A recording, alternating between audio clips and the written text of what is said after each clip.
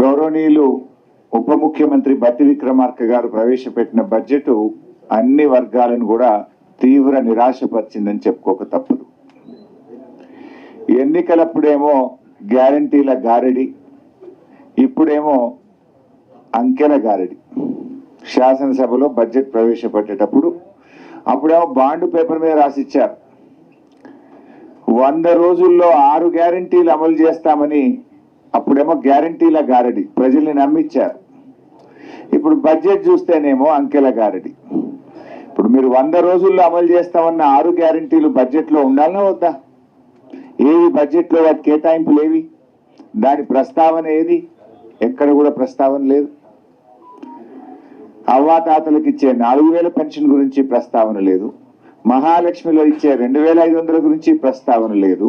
విద్యార్థులకు ఇస్తామన్న 5 లక్షల భరోసా కార్డు ముచ్చట లేనే లేదు. అంటే మొత్తంగా కూడా అందుకే నేను అనేది ఓట్ల ముంగట అంకెల గారడి, గెలిచిన తర్వాత ఓట్ల ముందేమో గ్యారంటీల గారడి, గెలిచిన తర్వాతనేమో అంకెల గారడి. ప్రజలను గురిడి కొట్టించేందుకు, భ్రమలు పెట్టేందుకు